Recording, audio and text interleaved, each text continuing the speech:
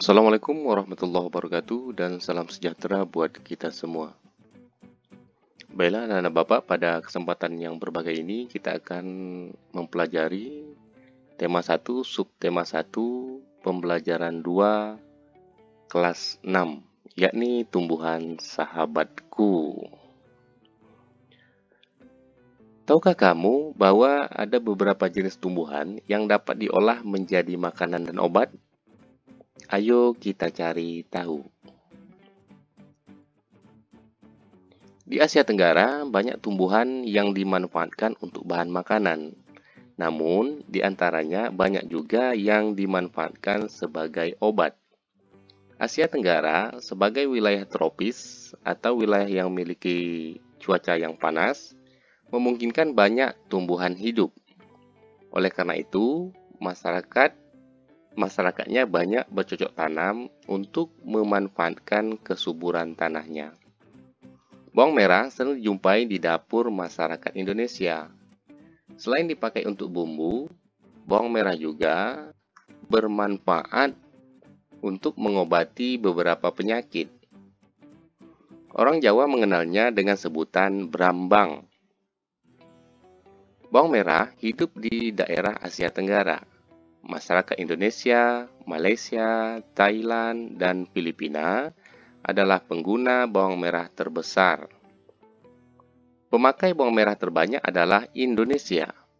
Di tahun 2004, jumlah bawang merah yang digunakan mencapai 160.800.000 ton per tahun.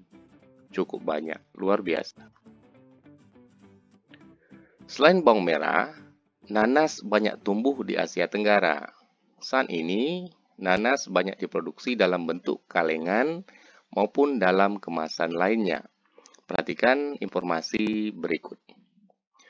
Nanas adalah buah yang memiliki manfaat bagi kesehatan. Selain buahnya enak dimakan, nanas diyakini mengandung vitamin, protein, dan mineral yang sangat penting bagi tubuh. Di Asia Tenggara, nanas banyak ditanam di Filipina, Thailand, dan Indonesia. Berpenduduk sekitar 555 juta, Asia Tenggara menjadi penghasil nanas tertinggi di dunia. Di Kecamatan Sungai Apit, Siak, Riau, Indonesia, produksi nanas mencapai 21.600.000 buah per tahunnya. Seorang petani di daerah ini bisa berpenghasilan 34 juta rupiah sampai 42.500.000 rupiah per tahun. Penghasilan mereka setiap bulan adalah sekitar 2.830.000 rupiah sampai 3.540.000 rupiah. Ayo berdiskusi. Di hari libur, Lani dan teman-temannya merencanakan untuk berkumpul di rumah Edo. Mereka berencana membuat minuman dari jahe. Ya, mereka akan mengolah jahe menjadi minuman sehat dan segar. Namun, alangkah kagetnya Lani, Udin, Siti, Dayu, dan Beni, Edo ternyata sedang sakit. Ia batuk dan demam. Edo terbaring di tempat tidur. Mereka akhirnya bersepakat membuatkan wedang jahe untuk Edo.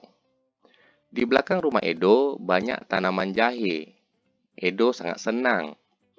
Persahabatan mereka sangat indah. Mereka memiliki latar belakang yang berbeda. Namun, semangat tolong-menolong di antara mereka sangat tinggi. Bagaimana pendapatmu tentang sikap teman-teman Edo? Tuliskan pendapatmu pada kolom di bawah ini. Ya, bagaimana pendapatmu tentang sikap teman-teman Edo? Ya, benar.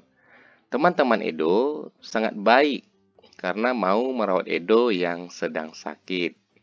Selain itu, mereka juga kreatif karena memanfaatkan tumbuhan jahe di sekitar rumah untuk membuat wedang jahe atau minuman yang berasal dari bahan bakunya adalah jahe. Sikap teman-teman Edo sesuai dengan nilai-nilai yang ada pada sila Pancasila. Pahami kelima sila Pancasila berikut ini. Yang pertama, ketuhanan yang Maha Esa.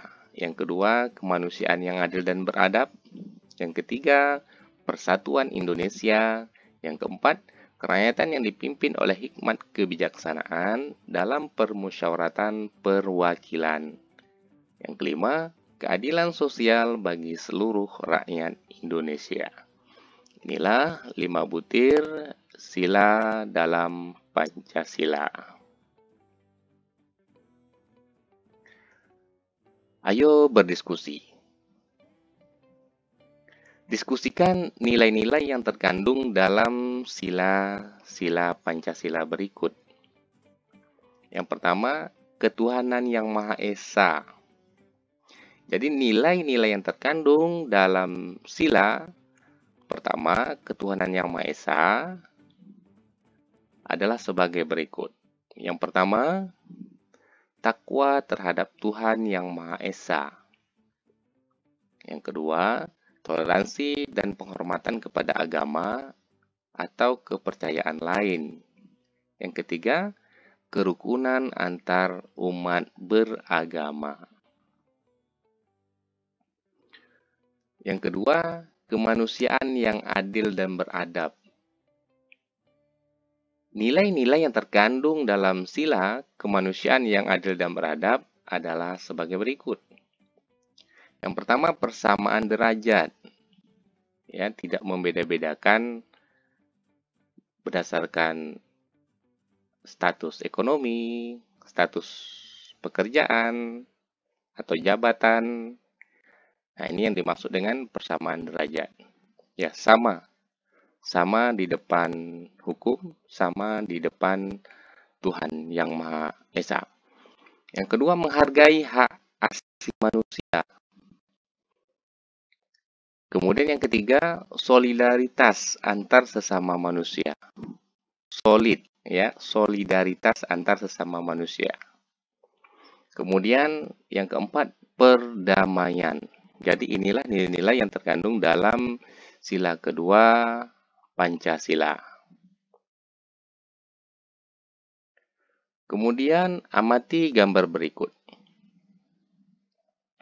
Yang pertama, ini merupakan persahabatan, toleransi, ya, antar umat beragama. Kemudian yang kedua juga sama, toleransi beragama. Di sini ada biksu atau dengan seorang wanita yang berhijab, berjilbab, saling bantu, saling memberi.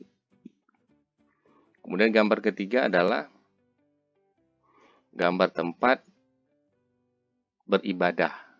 Yang pertama itu ada masjid untuk agama Islam. Kemudian ada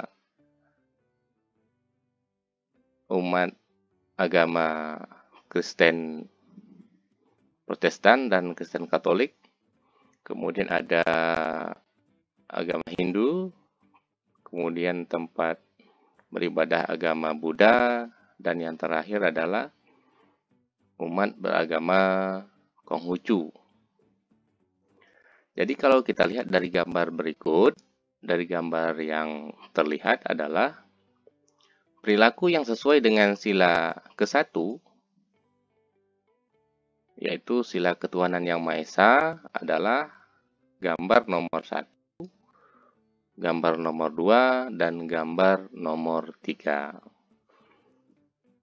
Jadi, kita saling toleransi, saling menghargai, saling memberikan tempat untuk beribadah menurut agama dan kepercayaannya di negara Kesatuan Republik Indonesia yang kita cintai ini. Kemudian gambar keempat, kelima, keenam, dan 7 dan 8. Ini merupakan perilaku yang sesuai dengan sila kedua, yakni kemanusiaan yang adil dan beradab. Ya, gambar 4 adalah Edo yang sedang sakit, kemudian dikunjungi oleh teman-temannya. Gambar kelima, saling belajar, saling mengeluarkan ide, mengeluarkan gagasan. Ini merupakan hak azazi manusia. Kemudian hak untuk mendapatkan pendidikan. Yang keenam adalah saling membantu. Ya, ada salah seorang teman yang terjatuh, kemudian saling membantu sesama teman yang mengalami kesulitan. Kemudian gambar yang ketujuh, ini merupakan siswa yang sedang bertanya atau memberikan pendapat, yang mana pendapat itu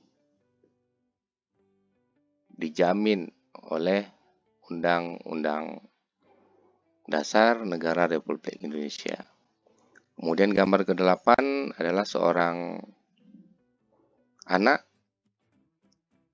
yang menerapkan adab sikap, yakni mencium tangan orang tua. Jadi dari perilaku yang sesuai dengan sila kedua ini, yakni pada gambar nomor 4, 5, 6, 7, dan 8. Baik, anak-anak Bapak yang Bapak sayangi. Kemudian, berikan 3 contoh perilaku atau sikap lain dalam kehidupan sehari-hari yang sesuai dengan nilai-nilai sila ke-1 Pancasila. Pilihlah 2 dari contoh tersebut yang akan kamu terapkan. Jelaskan bagaimana kamu akan menerapkannya. Oke, ya, jawabannya adalah beribadah sesuai agama dan kepercayaan. Ini merupakan perilaku, sikap, kehidupan sehari-hari yang sesuai dengan nilai-nilai sila ke-1 Pancasila. Yang kedua, tidak mengganggu ibadah agama lain, saling toleransi. Yang ketiga, memberikan kebebasan beragama terhadap orang lain. Kemudian di sini untuk yang pertama, beribadah sesuai agama dan kepercayaan. Yang kita terapkan adalah saya beragama Islam, jadi saya rajin sholat dan ke masjid. Ini khusus untuk agama Islam. Kalau agama yang lain, ini disesuaikan dengan tata cara beribadah di agama yang lainnya. Kemudian, selain itu, saya juga memberikan kebebasan beragama terhadap orang lain. Misalnya, bagi teman yang beragama Kristen, saya tidak pernah melarang teman saya ketika akan beribadah. Begitu juga dengan agama-agama lainnya untuk melaksanakan ibadah sesuai dengan aturan agamanya masing-masing. Kemudian berikan 3 contoh perilaku atau sikap lain dalam kehidupan sehari-hari yang sesuai dengan nilai-nilai sila kedua. Sekarang nilai-nilai sila kedua Pancasila. Pilihlah 2 dari contoh tersebut yang akan kamu terapkan. Jelaskan bagaimana kamu menerapkannya. Ya, jawabannya adalah nilai-nilai tersebut adalah menghargai hak asasi manusia. Hak asasi manusia itu adalah hak-hak yang kita miliki sejak kita lahir. Yang kedua, bertindak sesuai dengan norma dan aturan yang berlaku. Yang ketiga, bersikap adil terhadap sesama. Saya menghargai hak asasi manusia. Misalnya, saya tidak akan berbicara dengan suara keras. Karena jika saya bersuara keras, tetangga yang mendengarnya pasti akan merasa terganggu.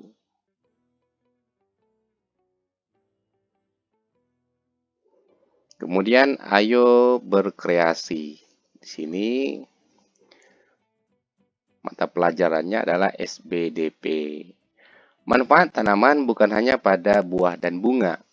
Bagian tanaman lainnya yang dapat dimanfaatkan oleh penduduk Indonesia dan Asia Tenggara adalah kayu. Banyak produk seni yang terbuat dari kayu. Salah satunya adalah patung. Kamu bisa membuat patung seperti mereka. Namun, kali ini kamu akan belajar membuat patung dari bahan lain, yaitu tanah liat atau lilin malam. Patung Nusantara terbuat dari tanah liat. Patung-patung tersebut sangat diminati baik oleh wisatawan lokal maupun mancanegara. Mancanegara itu wisatawan dari luar negeri. Ayo kita praktikkan membuat patung Nusantara dari tanah liat. Amati aneka kerajinan patung tanah liat dari daerah Kasongan berikut. Coba kita lihat. Patung pada gambar pertama, patung gambar kedua, patung pada gambar ketiga. Bagaimana pendapatmu ketika melihat patung tersebut? Ayo, jelaskan. Ya, patung-patung tersebut sangat indah. Ragam budaya Indonesia dapat dilihat dari karya berupa patung tersebut. Atau boleh dengan jawaban lain, jawaban yang sesuai menurut pemikiran atau ide Ananda masing-masing. Kemudian, setelah kita amati aneka kerajinan patung tanah liat ini, pertanyaan kedua adalah, apa saja keterampilan yang diperlukan untuk membuat patung tersebut? Ya, keterampilan apa yang diperlukan untuk membuat patung tersebut? Ya, keterampilan teknik cetak, tekan, dan ukir. Mencampur warna agar patung terlihat menarik dan memahami makna seni patung tersebut. Baik anak-anak Bapak, yang Bapak sayangi dan yang Bapak banggakan. Kemudian yang ketiga, menurutmu, bagaimana cara membuat patung tersebut? Ya, bagaimana cara membuat patung tersebut? Ya, yang pertama, tentukan jenis dan bahan patung yang akan dibuat. Yang kedua, anak Bapak bisa menggunakan tanah liat plastis ya sebagai bahan dasar membuat patung dengan teknik cetak, tekan maupun ukir. Ya, kalau sekarang udah banyak diperjualbelikan ya. Seperti plastisin itu ya. Yang ketiga, jangan menggunakan tanah yang terlalu lembek. Karena akan menyulitkan untuk memperoleh bentuk yang tepat, rapi, dan jelas. Yang keempat, tanah liat yang terlalu lembek akan lengket pada cetakan gips, sehingga sulit diangkat dari cetakan dan sulit untuk diukir. Ya, ini beberapa jawaban, masih bisa anak-anak Bapak jelaskan kembali menurut bahasa dan kalimat anak-anak Bapak masing-masing. Ya, demikianlah pembelajaran kita pada hari ini yang berkaitan dengan pembelajaran 1 yang sudah kita bahas dari awal sampai akhir. Semoga apa yang kita pelajari hari ini berguna, bermanfaat, dan dapat kita laksanakan dalam kehidupan kita sehari-hari. Kita akan lanjutkan pada tema 6, subtema 1, pembelajaran 3 berikutnya. Salam sehat dari Cikgu Nazri, tetap jaga kesehatan, tetap jaga protokol kesehatan. Kita berdoa bersama, semoga wabah COVID ini cepat berlalu. Amin ya rabbal alamin. Assalamualaikum warahmatullahi wabarakatuh. Dan salam sejahtera buat kita semua.